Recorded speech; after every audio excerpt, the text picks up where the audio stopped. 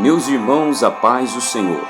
Lamentações capítulo 1, versículo 11 diz assim: O povo Jerusalém andam gemendo, procurando o que comer.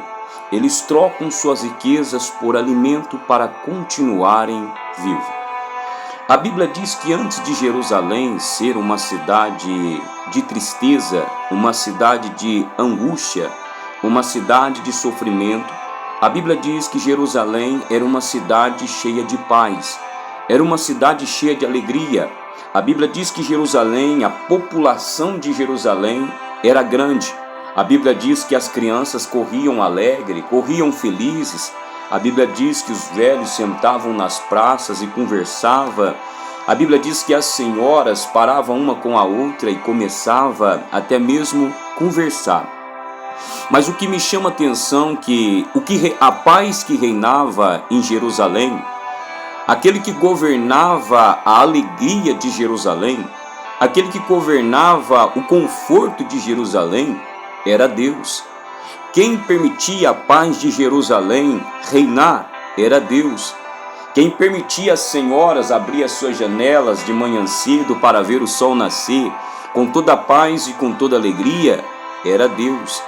Mas a mesma cidade, que outra hora eram alegres, que a outra hora eram felizes, virou uma cidade de angústia, virou uma cidade de sofrimento. As senhoras que paravam para conversar com a outra não conversavam mais. Os velhos que sentavam nas praças para poderem conversar um com o outro não conversavam mais. As crianças que corriam para lá e para cá não corriam mais, porque a paz de Jerusalém foi tirada. Mas por que a paz de Jerusalém foi tirada? Porque enquanto o povo estava na presença de Deus, enquanto o povo estava na comunhão de Deus, a paz de Deus reinava em Jerusalém. Mas quando o povo viraram as costas para Deus, começaram a colocar Deus em segundo plano, começaram a adorar outras coisas e não adoravam a Deus, Deus se entristece. Mas antes de Deus tirar a paz de Jerusalém, Deus avisou. Deus disse: ó Jerusalém, por que está afastando de mim? Por que me trocam por outras coisas e não me colocam em primeiro lugar? Mas o povo não deram ouvido. Agora o povo perde a paz de Deus. Olhando para este texto, trazendo para os dias de hoje, nós temos a paz de Deus em todos os momentos da nossa vida. Nós temos a alegria de Deus a todos os momentos da nossa vida. Mas o que me chama a atenção é que a paz de Deus só pode permanecer em nós se tivermos em Deus. E o que me chama a atenção dentro deste texto sagrado é que quando a paz de Deus foi tirada, quando agora a tristeza entra em Jerusalém, a Bíblia diz que a riqueza que Jerusalém construiu, as farturas que Jerusalém construiu, os seus ouros, as suas joias, as suas riquezas, Jerusalém agora vai ter que pegar as suas joias, a sua riqueza, e vai ter que trocar em troca de alimento para poder saciar a fome dos seus filhos, saciar a fome de si próprio. Eles agora vão correr atrás de pão. Mas o versículo 11 aqui, no finalzinho, ele diz assim: ó Senhor, olhas para mim e vê as nossas desgraças. Eles agora estão clamando para que Deus olhe para eles e vê a aflição deles e possa Deus contemplar as angústias, o sofrimento que eles estão passando. Por quê? Enquanto Israel, Jerusalém estava em paz, enquanto Jerusalém estava em paz, a adoração de Jerusalém era de uma forma. Mas depois que a angústia entrou, a oração de Jerusalém foi de outra forma. Mas tudo isso aconteceu porque Jerusalém se afastou de Deus. Muitas pessoas dizem assim: mas se eu estiver na presença de Deus, então a minha vida será abençoada? A minha vida será guardada? Eu digo que sim. Eu digo que sim. A tua vida será guardada, a tua vida será abençoada. Mas muitas pessoas dizem assim: mas só porque eu não vou não vou servir a Jesus, só porque eu não vou aceitar Jesus, só porque eu não quero Jesus, então a minha vida tem que ser de tristeza. A Bíblia nos ensina, meus irmãos, que na presença de Deus, antes de Jesus subir para o céu, ele disse: a minha paz eu vos dou. Só que a Bíblia diz que o adversário tem uma artimanha, e essa artimanha dele é cegar o entendimento do povo. O povo é afligido, o povo é sufocado, mas nem percebe, mas está sendo afligido, está sendo destruído. Perde alguma coisa ali, perde alguma coisa lá, perde alguma coisa aqui, perde alguma coisa lá, e para ele até parece que é normal. Até que chega um ponto, até que chega um momento que ele próprio entra numa caixa de depressão, de sofrimento, e aí agora ele vai procurar alguém para poder aconselhar, para ajudar, mas não vai ter ninguém. Mas diz a Bíblia que o único que pode te aconselhar, te ajudar no momento mais difícil da tua vida é Deus. Lembra o que Jesus disse?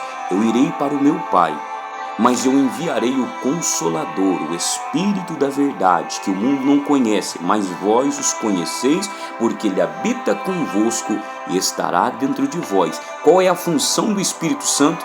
Nos aconselhar, nos consolar no momento mais difíceis da nossa vida. Imagine meu irmão cristão, imagina meu irmão, você que ainda não aceitou a Jesus.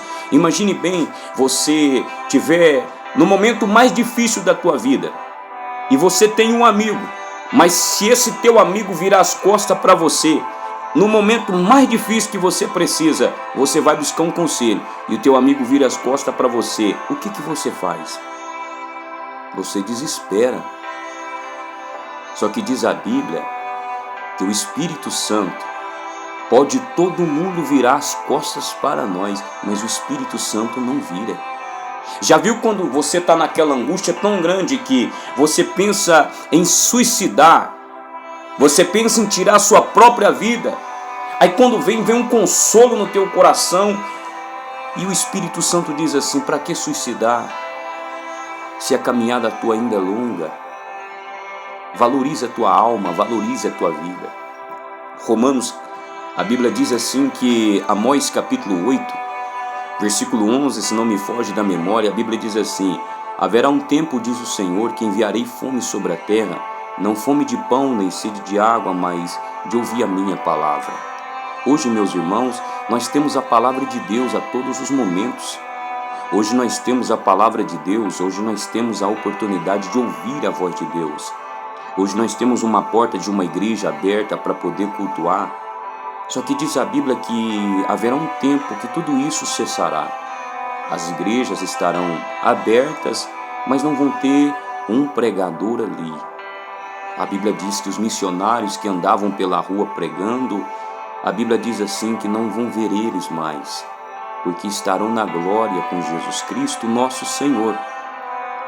E diz a Bíblia que aqueles que outra hora não tinham fome da palavra, não tinham sede de Jesus Cristo, agora vão ter fome dele, vão ter fome da palavra, vai ter sede de Jesus.